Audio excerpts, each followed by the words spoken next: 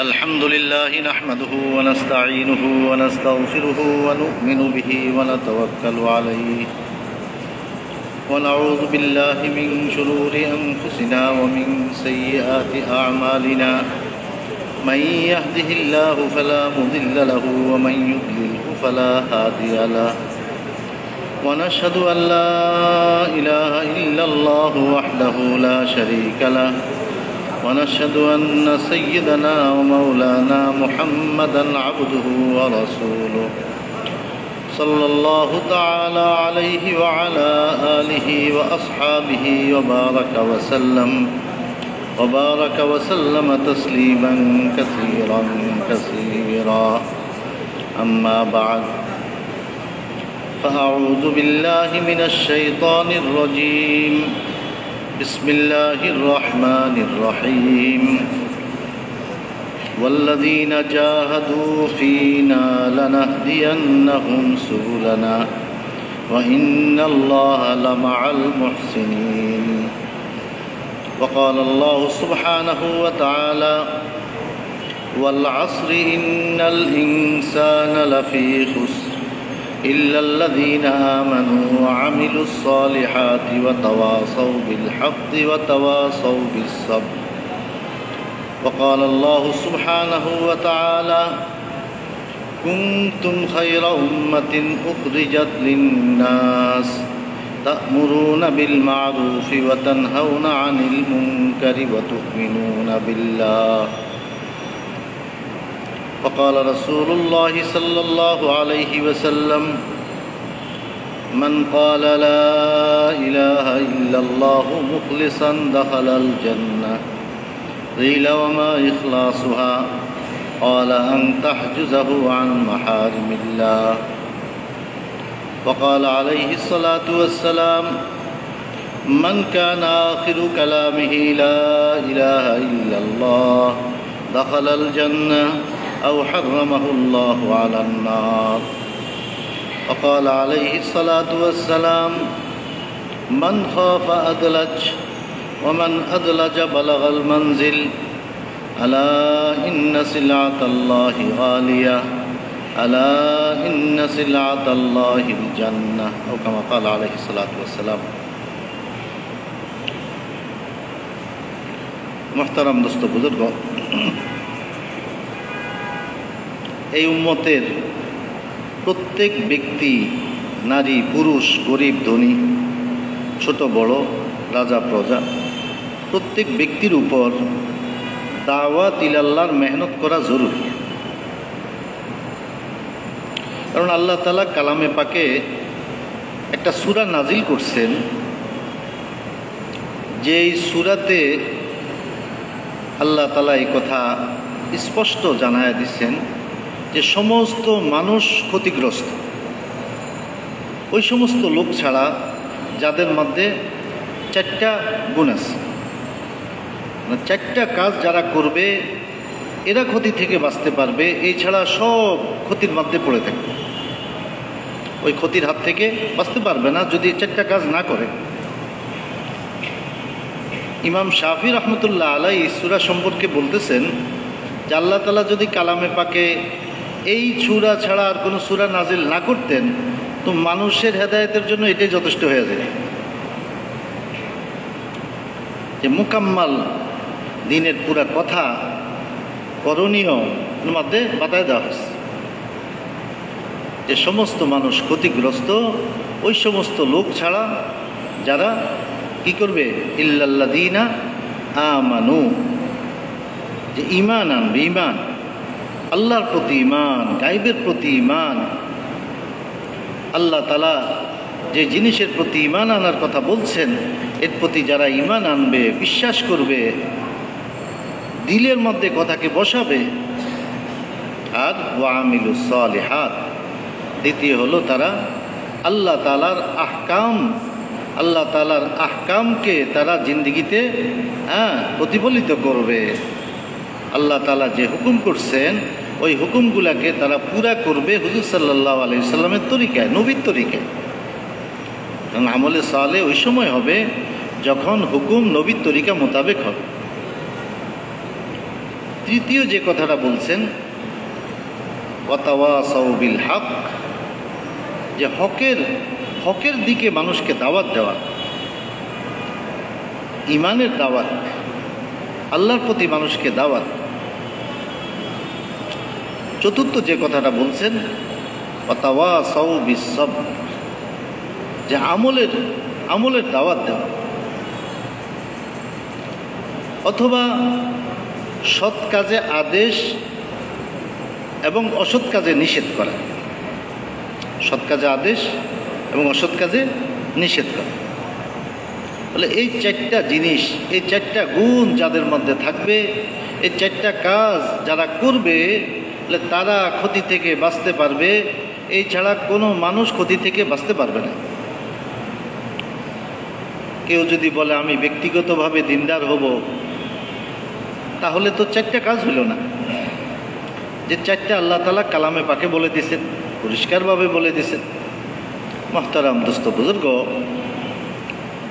সৎ কাজে আদেশ, অসৎ কাজে নিষেধ কেন?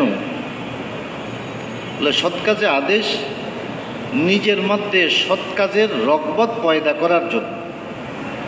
সৎ কাজের আদেশ হলো নিজের মধ্যে সৎ কাজের রগবত, আগ্রহ পয়দা করার জন্য। অসৎ কাজে নিষেধ কেন? যে অসৎ কাজের নেফরত পয়দা করার জন্য।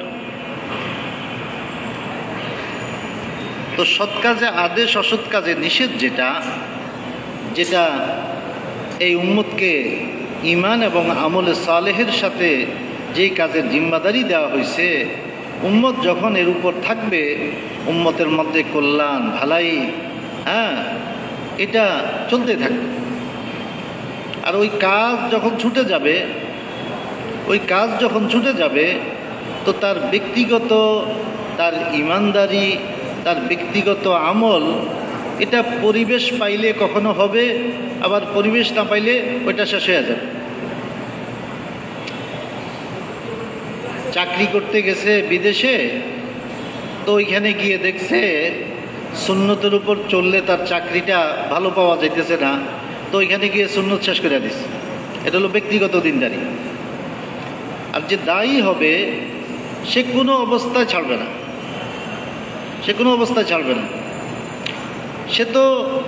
সে কিন্তু দিলের মধ্যে এই কথা বসাইছে, রিজিকের মালিক আল্লাহ। সে দায়ী, সে দাওয়াত দেয় যে আল্লাহ খাওয়ায়, আল্লাহ পড়ায়। সবসময় সে এ দাওয়াত দেয়, দাওয়াতের আসর আছে। এ দাওয়াত দেওয়ার কারণে তার দিলের মধ্যে এই কথার ইকিন পয়দা হয়েছে যে রিজিক তো আমাকে আল্লাহ দিবে, আমি তো নবীজির সুন্নতকে ছাড়তে পারবো না। সে চাকরি ছাড়তে তৈয়ার হবে, সুন্নত ছাড়তে তৈয়ার হবে না। যে দায়ী হবে বলে সে তো ওই কঠিন অবস্থা অতিক্রম করবে, কিন্তু সে হক থেকে পিছপা হবে না, বলে হক পথে চলতে কিছু সাদায়েত, কিছু কঠিন হালাত আসবে। হকের উপর চলতে কি হবে? কিছু কঠিন হালাত আসবে। এটা হলো হকের পরীক্ষা, তো যেই লোক দাওয়াত দিবে, দায়ীর সাথে আল্লাহ সাহায্য থাকবে। ওই ঘাটি অতিক্রম করা তার জন্য সহজ হবে, যেহেতু তার সাথে আল্লাহ সাহায্য আছে।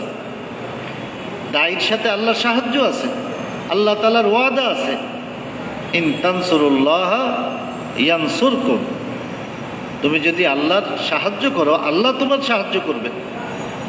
তো সে যেহেতু দায়ী আল্লাহ, আল্লাহর দিকে মানুষকে দাওয়াত দেয়, তো আল্লাহর সাহায্য তার সাথে আছে।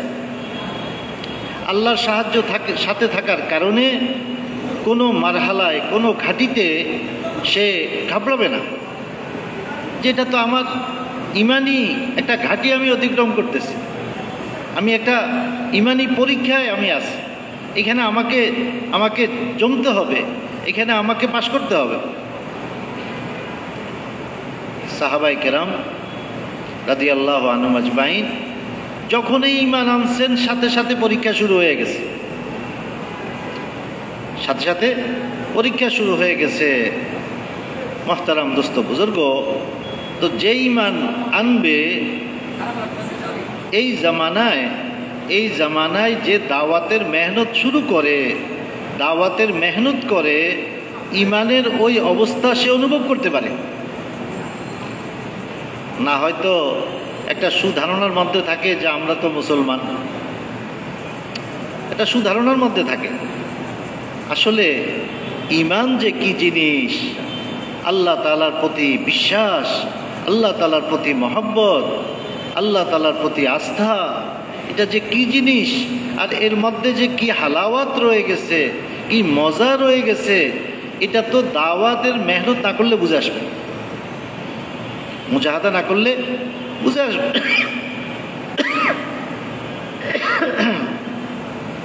যখন দাওয়াতের ময়দানে মুজাহাদা করবে তখন বুঝে আসবে। মানুষ দেখবে যে সে তো লাঞ্ছিত হইতেছে, আর সে ভিতরে ঈমানি মজা পাইতে থাকবে। হযরত আবু বকর সিদ্দিক রাদিয়াল্লাহু তাআলা আনহু কাফেরদের হাতে লাঞ্ছিত হয়েছে, আর আল্লাহ তাআলার দরবারে দামি হয়ে গেছে। হযরত বেলাল রাদিয়াল্লাহু তাআলা আনহু কাফেরদের হাতে লাঞ্ছিত হয়েছে, আর আল্লাহর দরবারে দামি হয়ে গেছে। যে আল্লাহর দ্বীনের জন্য লাঞ্ছিত, দুনিয়ার জন্য না। আল্লাহ দ্বীনকে দুনিয়াতে বলন্দ করার জন্য লাঞ্ছিত হইতেছে, যে রাত্রে মারতেছে, দিনে গলায় রশি লাগাইয়া টানতেছে, আর উনার জবানে আসতেছে আল্লাহ এক, আল্লাহ এক, আহাদুন আহাদ। ইমানি মজা তার দিলের মধ্যে বাড়তেছে, প্রতি মুহূর্তে তার ঈমান মজবুত হইতেছে। যত তার উপর জুলুম হইতেছে, তার ঈমানি মজবুতি তত আসতেছে। গায়েবের জগৎ তার সামনে তত খুলতেছে, গায়েবের জগৎ খুলতেছে। কাফের তার উপর জুলুম করতেছে, আর তিনি যেন তাদেরকে দাওয়াত দিয়ে যাইতেছেন যে আল্লাহ এক, এ কথা বিশ্বাস করো। আজকে আমাকে গলায় রশি লাগাইয়া টানতেছ, কাল কিয়ামতের দিন তোমাদের গলায় রশি লাগাইয়া তোমাদেরকে জাহান্নামে নিক্ষেপ করা হবে। ওই দিনের কষ্ট থেকে বাঁচার জন্য চেষ্টা করো। এক আল্লাহর কথা ইয়াদ করাইয়া দিতেছে, নিজের উপর কি যাইতেছে এটার খবর নাই। আরে ভিতরে আল্লাহ তাআলা এমন মজার, এমন স্বাদ দিয়া দিছেন, উপরের কি দৃশ্য এটার সাথে তার ভিতরের কোনো সম্পর্ক নেই। ভিতরে সে মজা পাইতেছে, ইমানি মজা, ইমানি হালাওয়াত, ইমানি শক্তি তার আরো বাড়তেছে। যে জান চলে যাইতেছে, জান চলে যাইতেছে। আর ওই অবস্থায় হযরত খুবাইব রাদিয়াল্লাহু তাআলা আনহু কি বলতেছেন? মুহতারাম দোস্ত বুজুর্গ, হযরত খুবাইব রাদিয়াল্লাহু তাআলা আনহুকে 40 জন কাফের চতুর্দিক থেকে তীর মারতেছে, শরীরের গোস্তগুলা খসে খসে পড়তেছে। আর ওই অবস্থায় আবু জেহেল মালউন বলতেছে, তোমার জায়গায় যদি মুহাম্মদ হয় সাল্লাল্লাহু আলাইহি সাল্লাম, আর তোমাকে আমরা ছেড়া দেই, কি মনে করো? বলতেছে, শুনো, মুহাম্মদ সাল্লাল্লাহু আলাইহি সাল্লাম যদি নিজের পরিবারে থাকেন, আর তার পায়ে একটা কাঁটা বিঁধে, আর এর বিনিময়ে আমাকে ছাড়ো, আমি এটাও পছন্দ করি না, আমি এটাও চাই না। ওই কঠিন অবস্থায় এই কথা, যখন চতুর্দিক থেকে তার গায়ে তীর মারা হইতেছে, তাকে শুলিতে চড়ানো হইতেছে, ওই অবস্থায়ও তার ইমানি এত মজবুতি যে কাফেরদের এত জুলুম আর অত্যাচার তার ইমানকে নষ্ট করতে পারে না। মুহতারাম দোস্ত বুজুর্গ, তো যে দায়ী হবে, ওই দাওয়াতের কারণে আল্লাহ তাআলা তার ইমানকে মজবুত করবেন। ওই দাওয়াতের মেহনতের কারণে আল্লাহ তাআলার মহব্বত তার দিলের মধ্যে পয়দা হবে। ওই দাওয়াতের কারণে আল্লাহ তাআলার প্রতি আস্থা, ভরসা তার দিলের মধ্যে পয়দা হবে, এবং আল্লাহ তাআলার নসরতের ইয়াকিন নিয়ে সে চলবে, যে সে দায়ী ইলাল্লাহ, মানুষকে আল্লাহর দিকে দাওয়াত দেয়। তো দাওয়াত ইলাল্লাহর মেহনত হলো নিজের ইমানকে মজবুত করার জন্য। তো প্রত্যেক ব্যক্তি নিজের ইমানকে মজবুত করার মুহতাজ। নিজের ঈমানকে মজবুত করা প্রত্যেক মুমিন মুসলমানের জন্য জরুরি। এই জন্য দাওয়াতের মেহনত জরুরি, দাওয়াতের কাজ জরুরি। কিন্তু করতেছে কয়জন? যে একটা এলাকায় এক মসজিদের আওতায় 500 ঘর আছে মুসলমানের ঘর, তো তালাশ করলে দেখা যাবে যে 20টা ঘরের লোক তারা দাওয়াতের মেহনত করে, আল্লাহর রাস্তায় তারা বাইর হয়। আর মস্তুরাত তালাশ করলে দেখা যাবে 5টা ঘরের মা বোনেরা তারা দাওয়াতের মেহনত করে, তারা সাপ্তাহিক তালিমে জোড়ে, তারা ঘরে তালিম করে। 5টা ঘর পাওয়া যাবে। তো 200 ঘরের মধ্যে পাওয়া গেল কি কতটুকু? সামান্য পাওয়া গেল। তো বাকিদের এই বুঝে পয়দা হয় নাই। বাকিরা এই মেহনত সম্পর্কে জানে না। একটা সুধারণার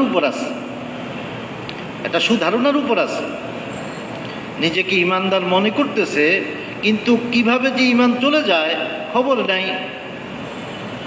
হযরত আব্দুল্লাহ বিন মাসউদ রাদিয়াল্লাহু তাআলা আনহু ঘরে আসছেন। উনি ঘরে যখন ঢুকতেন একটু কাশি দিয়ে ঘরে ঢুকতেন। উনার ঘরে এক ইহুদি মহিলা উনার বিবিকে ঝাড়ফুঁক করতেছে, গলাতে একটা পৈতা লাগাইছে, কি বলে তাগা, পৈতা লাগাইছে। হযরত আব্দুল্লাহ বিন মাসউদ রাদিয়াল্লাহু তাআলা আনহু যখন ঘরে ঢুকছেন, ওই ইহুদি মহিলা খাটের নিচে লুকিয়ে গেছে। তিনি আয়েশা পাশে বসলেন, বিবির পাশে, বলতেছেন এটা কি? বললো যে এক ইহুদি মহিলা আমাকে এটা দিছে। তিনি বললেন, আব্দুল্লাহ বিন মাসউদের ঘর শিরক থেকে মুক্ত থাকবে, শিরক থেকে মুক্ত থাকবে।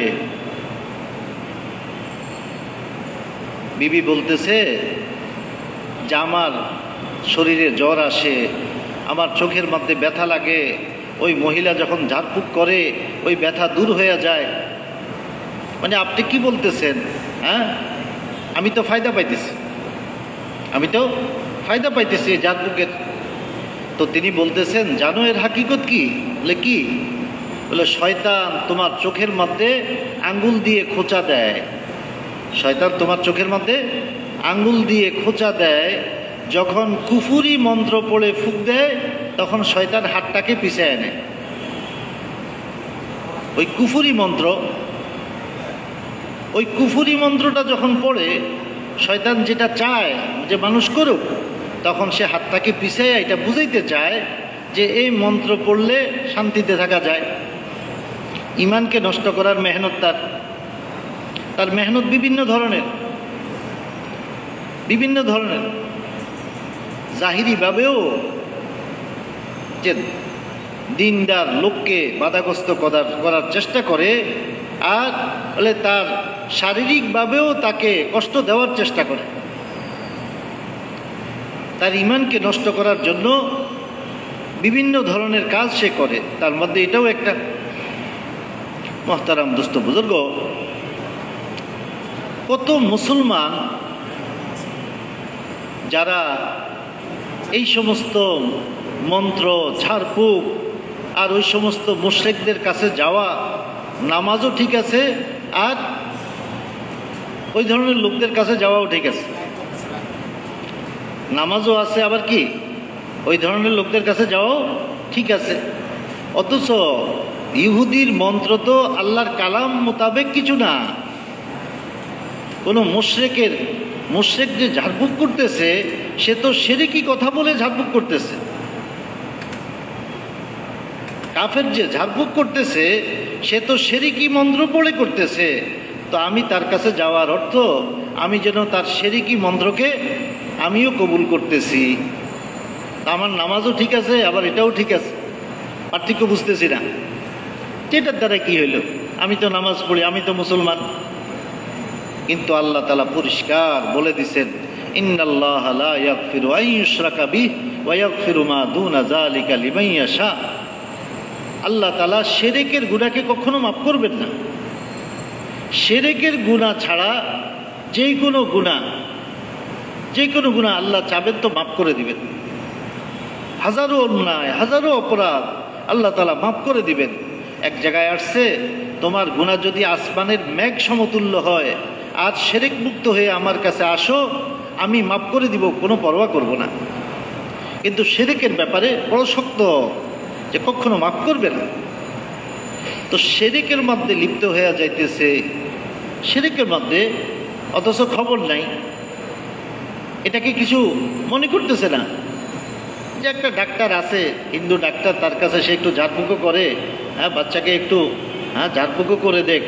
আরে ওষুধ নেওয়া এক জিনিস, ঝাড়ফুঁক আরেক জিনিস, দুইটা এক না? দুইটা কি না? দুইটা এক না। ঝাড়ফুঁকের সাথে শিরকের সম্পর্ক রয়ে গেছে, শিরকের সম্পর্ক রয়ে গেছে। আপনি যেন তার শিরকি মন্ত্রকে আপনিও যেন কবুল করে নিলেন। তার কাছে যাওয়ার অর্থ কি? তার শিরকি মন্ত্রকে কবুল করে নেওয়া, যেটার দ্বারা ভালো হয়, এই কথা যেন আপনিও বিশ্বাস করলেন। মুহতারাম দোস্ত বুজুর্গ, মুসলমানদের এই লাইনের পরীক্ষা মুসলমানদেরকে দিতে হয়েছে। মিশর বিজয় হয়েছে। হযরত আমর ইবনুল আস রাদিয়াল্লাহু তাআলা আনহু, তিনি কায়েদ ছিলেন, ওইখানে তিনি কমান্ডার ছিলেন। মিশর বিজয় হলো, হযরত ওমর রাদিয়াল্লাহু তাআলা আনহু তাকে মিশরের আমির নিযুক্ত করলেন। একটা মাস আসলো বুনা, তাদের স্থানীয় হিসাবে বুনা একটা মাস। ওই মাস যখন আসলো, মিশরবাসীরা হযরত আমর ইবনুল আস রাদিয়াল্লাহু তাআলা আনহুর কাছে আইসা বলল যে আমাদের এই মিশরে আগের থেকে একটা নিয়ম চলে আসতেছে। কি বলে, এই বুনা মাস যখন আসে, তো আমরা একটা মেয়েকে তার মা বাবার থেকে আমরা নিয়ে নেই, এরপর আমরা তাকে অলংকার পরাই, ভালো ভালো পোশাক পরাই, সুন্দর করে সাজাই, এরপর মেয়েটাকে আমরা নদীতে ডুবাইয়া দিই, নদীতে ডুবাইয়া দিই। এই মেয়েটাকে নদীতে ডুবাইয়া দিলে নদীতে পানি আসে। এই কাজটা আমরা প্রত্যেক বছর করি, তো ওই সময়টা আসছে, এখন আমাদেরকে সেই কাজটা করতে হবে। মুহতারাম দোস্ত বুজুর্গ, হযরত আমর ইবনুল আস রাদিয়াল্লাহু তাআলা আনহু কি জবাব দিতেছেন, ইসলামের আকীদার কথা, উসুলের কথা তাদেরকে শুনাইয়া দিছেন যে শুনো, আল ইসলামু ইয়াহদিমু মা কানা ক্বাবলা, পূর্বের যত কুপ্রথা, একটা জীবন্ত মেয়েকে পানিতে ডুবাইয়া দেওয়া, বলে এই সমস্ত কুপ্রথা ইসলামে নাই। ইসলাম এগুলাকে মিটাই দিছে, এগুলো চলবে না, এগুলা করা যাবে না। একটা জান হত্যা করা, জান কে দিছেন? আল্লাহ। এই জান কেউ দেয় নাই, আল্লাহ দিছে। একটা জান হত্যা করে দিবা না, এটা আর হইতে পারবে না। যাও তোমরা। দেখেন যে একটা মেয়েকে তার মা বাবা থেকে নিয়ে আসা, তাহলে আমরা তার মা বাবাকে রাজি করি। মা বাবা যত মাল তাদেরকে দেওয়া হোক, মা বাবা কখনো খুশিতে কি মেয়েটাকে দিয়ে দিবে যে আমার মেয়েটাকে পানিতে ডুবাইয়া মেরে ফেলবে? ওইখানে জোর করে, জবরদস্তি করে তাকে আনা হয়, আর তাকে সাজানো হয়, অলংকার পরানো হয়, যেগুলো এক সময় যে একজন জীবন্ত মানুষকে দিয়ে যেগুলা করা হতো, ওই প্রথাগুলা দুনিয়াতে চলতেছে। মেয়ে মূর্তি বানায়া, অলংকার পরায়া, পানিতে ডুবানো প্রথা আছে কিনা? ওইগুলোই, এগুলো নতুন কিছু না, পূর্বের জিনিস। আগে সরাসরি মেয়েটাকে করা হইতো, এগুলো আস্তে আস্তে এখন মেয়ে মূর্তিতে আসছে, অলংকার পরানো, সাজানো, গোছানো, এরপর পানিতে ডুবানো। এগুলো ওই আগের থেকে কুপ্রথাগুলো চলে আসতেছে। মুহতারাম দোস্ত বুজুর্গ, হযরত আমর ইবনুল আস রাদিয়াল্লাহু তাআলা আনহু তাদেরকে নিষেধ করে দিলেন, তো তারা থাইমা গেল, যেহেতু আমির নিষেধ করে দিছে, আর কিছু করার নেই। ওই মাস পার হয়ে গেছে, নদীতে আর পানি আসে না। এতদিন বিষয়টা সবাই জানতো না। দেশের যারা সর্দার, বড় তারা এই কাজটা করত, বাকিরা পানি পাইতো, নীল নদীর পাশে বাস করত, তারা দেখতো পানি সময় মতো আসতেছে, সবার সামনে বিষয়টা ছিল না। যখন মুসলমানের আমির যখন ওই কুপ্রথাকে নিষেধ করছে, পানি বন্ধ হয়ে গেছে, এখন গ্রামে গুঞ্জে যে যেখানে আছে সবার প্রশ্ন, পানি কেন আসতেছে না, পানি কেন আসতেছে না? তো শুনতেছে যে প্রত্যেক বছর মেয়েটাকে এভাবে নদীতে ফেলা হয়, এ বছর ওই কাজটা করতে দেয় নাই মুসলমানের আমির, এই জন্য পানি আসে নাই। দেখেন, ইসলাম আর কুফুরের মোকাবেলা হইতেছে। কিসের মোকাবেলা? ইসলাম আর কুফুরের মোকাবেলা হইতেছে। সমস্ত মানুষের সামনে বিষয়টা চলে আসছে, গরিব ধনী ছোট বড় সবাই তাকায় আছে, দেখি দেখি ইসলামের সত্যতা কতটুকু। ইসলাম যদি হক হয় তাহলে ইসলামের যে হুকুম, ওই হুকুম আল্লাহর যে হুকুম, বলে এটারই বিজয় হবে যদি হক হয়। সবার নজরের দিকে আসছে, এতদিন জানতো না, বুঝতো না, এখন সবাই সচেতন হয়েছে, এখন সবার নজরের দিকে। হযরত আমর ইবনুল আস রাদিয়াল্লাহু তাআলা আনহু যখন দেখলেন বিষয়টা কঠিন হইতেছে, লোকজন ওনার কাছে আইসা বলতেছে, হে আমির সাহেব, আপনার দেশে আমরা আর থাকবো না, কারণ নীল নদীর পানি দিয়ে আমরা আমাদের জরুরত পুরা করি, আমাদের চাষবাস, আমাদের খাওয়া দাওয়া, আমাদের সব কাজ কি দিয়া হয়? নীল নদীর পানি দিয়া। তো নদীর পানি না থাকলে আমরা আপনার দেশে আর বাস করতে পারবো না, আমরা তো অন্য জায়গায় চলে যাব, আমরা তো দেশ ছেড়ে চলে যাব। হযরত আমর ইবনুল আস রাদিয়াল্লাহু তাআলা আনহু তিনি দেখলেন যে বিষয়টা ছোট বিষয় না, যে ছোট বিষয় তো ছোট আমিরের উপর যে মদদ থাকে, ওই ছোট বিষয় তো ওই মদদ দিয়া সমাধান হয়ে যায়, কিন্তু বড় বিষয়ে আমিরুল মুমিনিনের কাছে যাইতে হয়, যার কাছে আল্লাহর বড় সাহায্য থাকে। যিনি আমিরুল মুমিনিন হন, যে তার সাথে কি আল্লাহ তাআলার বিশেষ তাআল্লুক, কারণ পুরা জাতির মাসলা তার সাথে। হযরত আমর ইবনুল আস রাদিয়াল্লাহু তাআলা আনহু বিষয়টা লিখে হযরত ওমর বিন খাত্তাব রাদিয়াল্লাহু তাআলা আনহুর কাছে পাঠাইলেন মদিনাতে, যে এই বিষয় এখন কি করব, মানুষ তো চলে যেতে চাইতেছে, কি করব, আমি তো এইভাবে হুকুম করছি। হযরত ওমর রাদিয়াল্লাহু তাআলা আনহু চিঠি লিখতেছেন, হে আমর ইবনুল আস, তুমি যে ফয়সালা করছো, তোমার ফয়সালা ঠিক, তোমার সিদ্ধান্ত সঠিক, তুমি ভুল করো নাই। যেন আমিরকে বাহবা দিলেন। হ্যাঁ, ইসলামের যে আকীদা, যে ঈমান, বিশ্বাস, বলে এটার উপরেই ফয়সালা তিনি করছেন, এই জন্য যেন ওনাকে বাহবা দিলেন যে তোমার সিদ্ধান্ত ঠিক।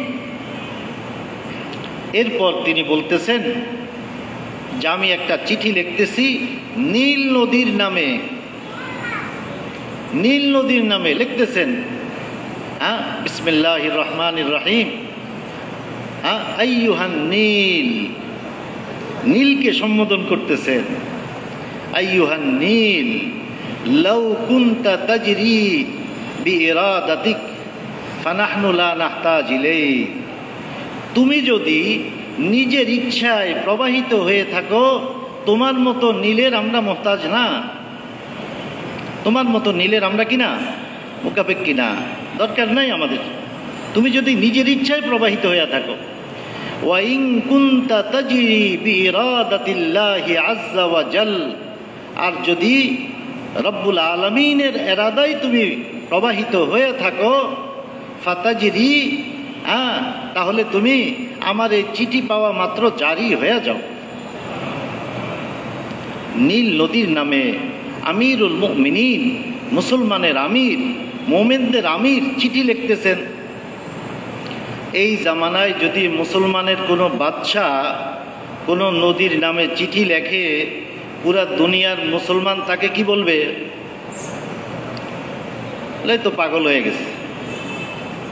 মুসলমানেরই বুঝে আসে না যে এটা হইতে পারে, মুসলমানেরই বুঝে আসে না কি এটা হইতে পারে, কুদরতি মুআমালা যে হইতে পারে, মুসলমানের সাথে যে আল্লাহ তাআলা কুদরতি মুআমালা করেন, আল্লাহ তাআলা যে আসবাবের খেলাফ নসরত করেন, মুসলমানের দিল থেকেই এটা কেমন জানি চলে গেছে।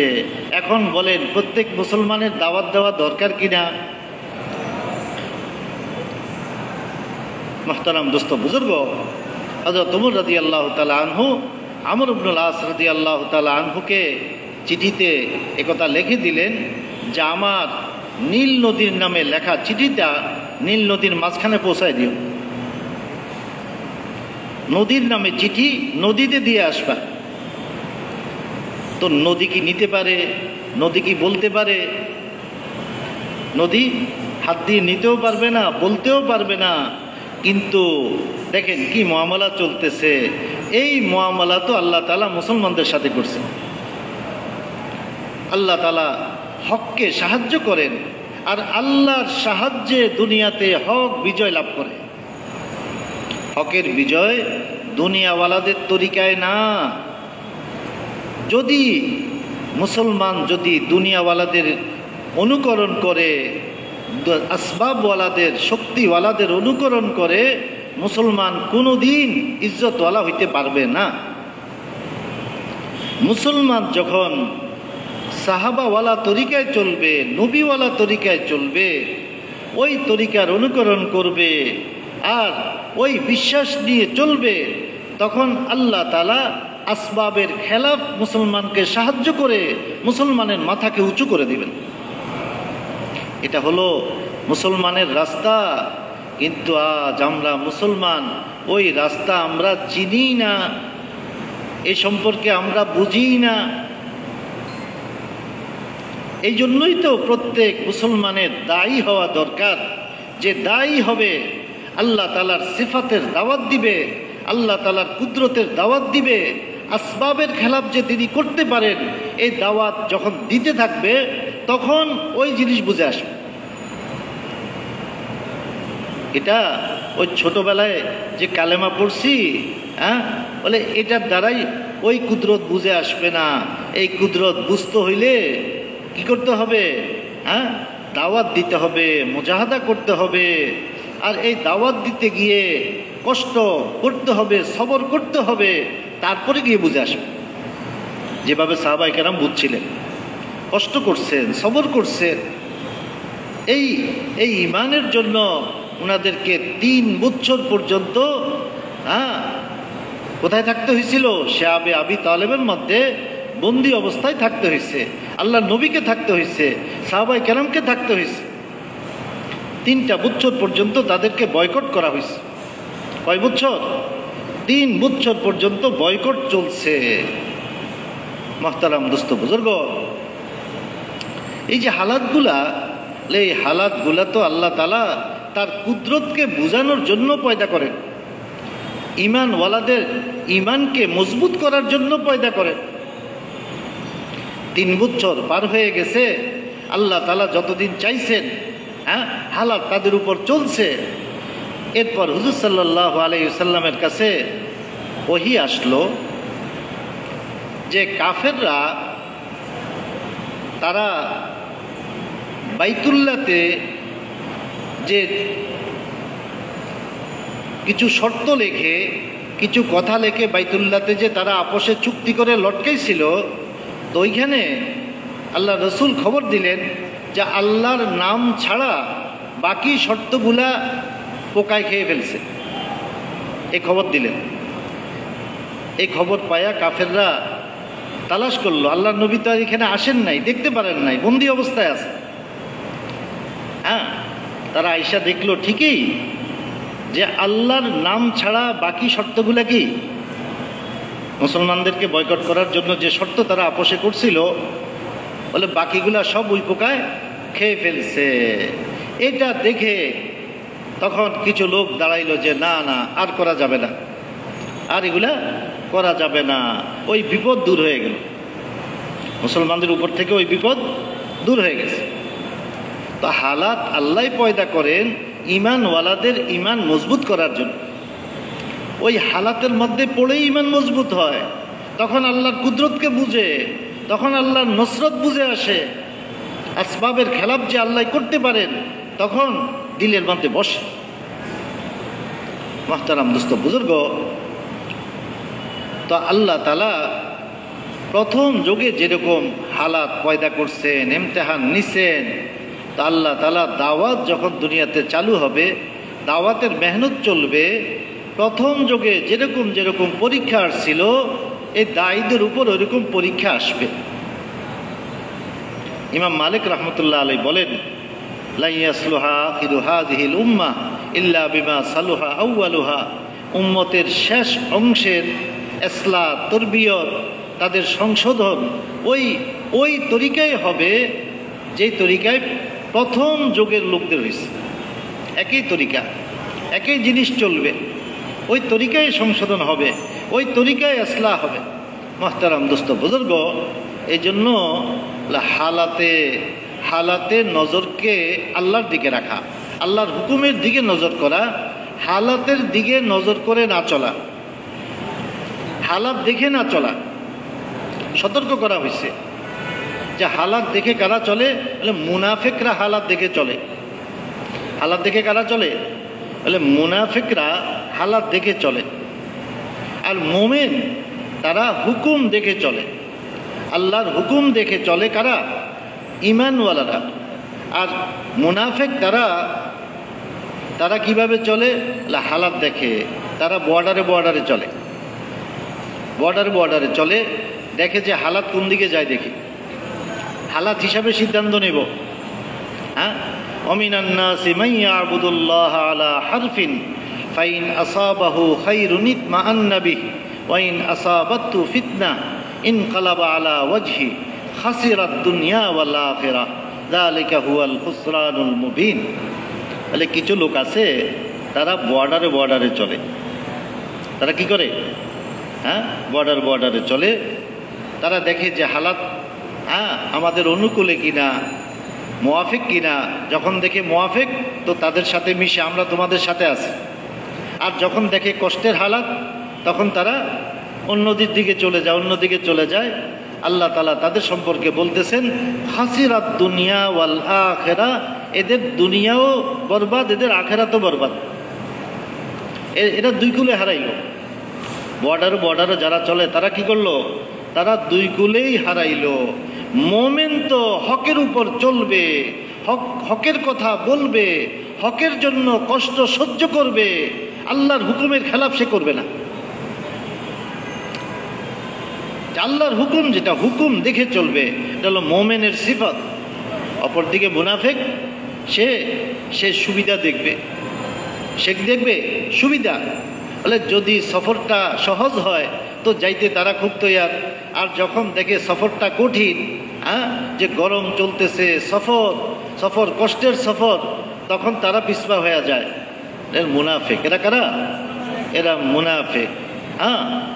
বলে তারা তো অনেক ইবাদত করে, অনেক কি করে, ইবাদত করে।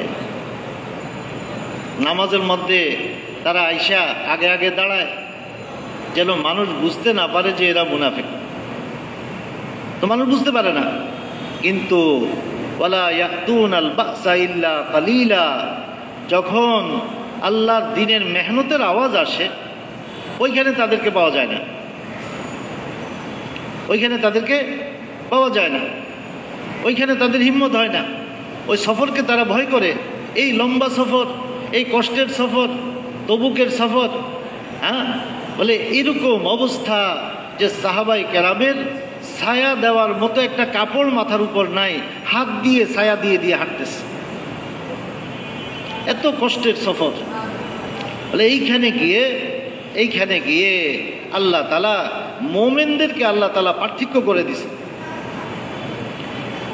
হুজুর সাল্লাল্লাহু আলাইহি সাল্লাম সফর থেকে আসছেন, এক একজনে গিয়ে ওজর করতেছে, আমার এই অসুবিধা ছিল। আল্লাহ নবী বলতেছেন, যাও, যা আমার এই ঘরে অসুবিধা ছিল, যাও। আল্লাহর উপর ছাড়তেছেন, সব কি আল্লাহর উপর ছাড়তেছেন। আল্লাহ নবী এই বিষয়ে কিছু বলতেছেন না। হযরত কাব ইবনে মালিক রাদিয়াল্লাহু তাআলা আনহু আয়েশা বললেন, ইয়া রাসূলুল্লাহ, আসলে আমার কোনো ওজর ছিল না, আমার অবস্থা ভালো ছিল। আমি গড়িমসি করতে আমার যাওয়া হয় নাই। তো আল্লাহর নবী বলতেছেন যে তুমি আল্লাহর হুকুমের অপেক্ষা করো। যে মোমেনও ভুল করে, পিছপা হয়ে যায়, কখনো ভুল করে, কিন্তু মোমেন সত্য কথাটা বলে দেয়। মোমেন সত্য কথাটা বলে দেয়, ইয়া রাসূল আল্লাহ, আমার বাস্তবে কোনো অসুবিধা ছিল না।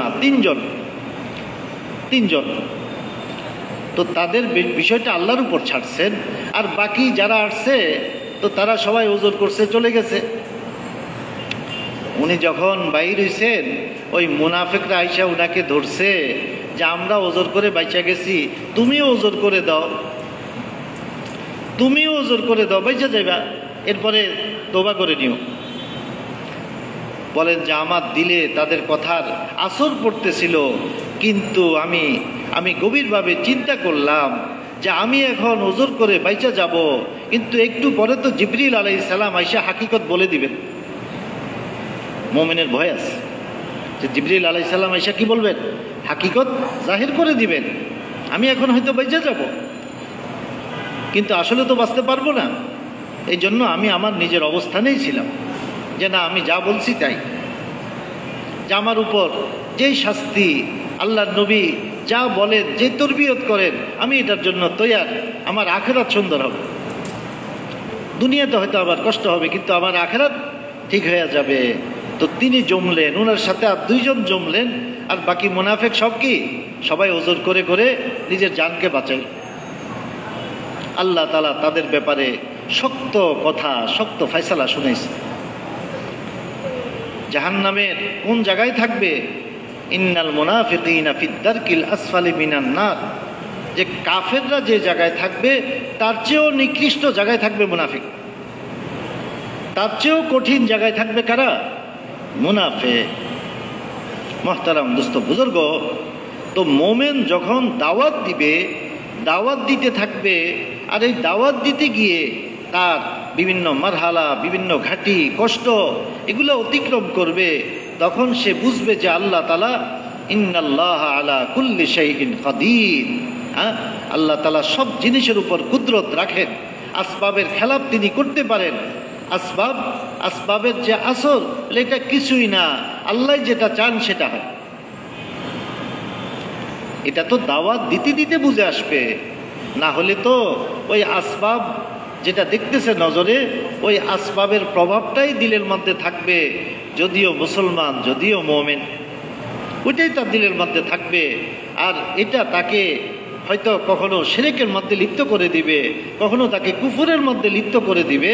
বলে যেই গুনাহ বড় শক্ত গুনাহ, যেই গুনাহ আল্লাহ তাআলা মাফ করেন না। এজন্য প্রত্যেক মুমিন, প্রত্যেক মুসলমানকে কি করতে হবে, দাওয়াতের মেহনত করতে হবে। নারী পুরুষ সবাইকে দাওয়াতের মেহনত করতে হবে।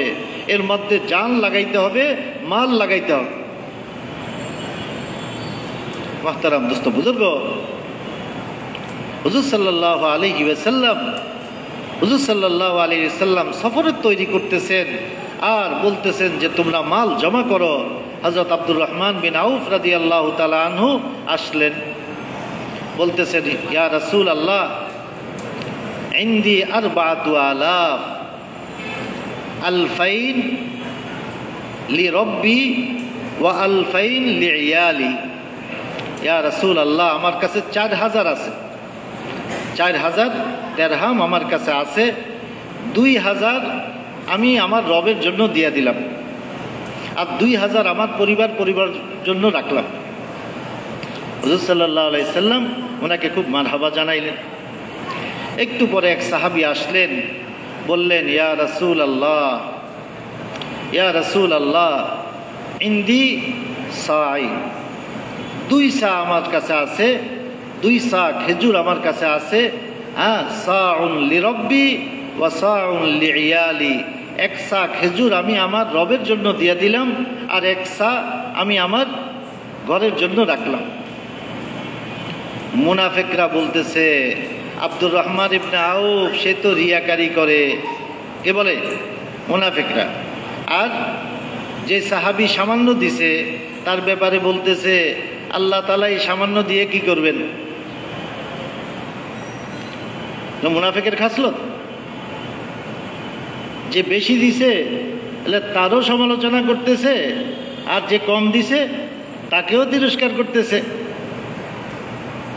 মোহতারাম দোস্ত বুজুর্গ, বলে মোমেন গরিব হোক ধনী হোক, তার কাছে কম থাকুক বেশি থাকুক, সর্ব অবস্থায় সে আল্লাহর দ্বীনের জন্য খরচ করবে।